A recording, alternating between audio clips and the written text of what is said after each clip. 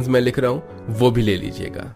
Doctor पर्चा देकर चला गया। सभी टेंशन में थे और ऐसे में ही हिमांशी बोली, माँ जी ने तो मेरी जान ही निकाल दी थी। सोना तुम माँ के पास जाओ, मैं तब तक सभी के लिए खिचड़ी बना देती हूँ।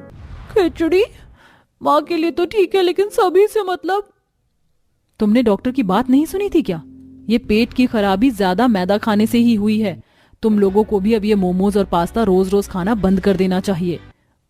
भाभी, आपको अगर ये नहीं बनाना है तो मुंह से सीधा सीधा बोल दीजिए। ऐसे बातें बनाकर मना करने से ये मत सोचना कि हमें कुछ पता नहीं चलेगा। माँ को जो हुआ है वो उनकी उम्र की वजह से भी तो हो सकती है।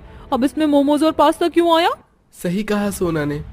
ठीक है, अगर आप सभी को मेरी बात इतनी ही गलत लग रही है तो मैं अब किसी से कुछ नहीं कहूंगी। वैसे भी अपनी सेहत अपने हाथ में है, या तो बना लो या बिगाड़ लो। हिमांशी ऐसे बोलकर रसोई में आई। इतना कुछ होने के बाद भी ससुराल वालों को कुछ समझ नहीं आया था।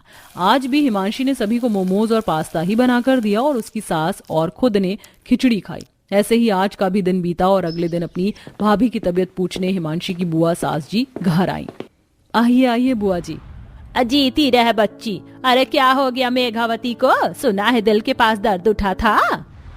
हाँ, माँ जी की तबीयत बहुत खराब हुई थी बुआ जी। कहाँ है मेघावती? लेकर चल जरा मुझे उसके पास। बुआ जी अपनी भाभी के पास ली गईं और मेघावती से बातें करने लगी। कुछ ही देर में हिमांशी अपनी बुआ सास के पास खाना लेकर आई।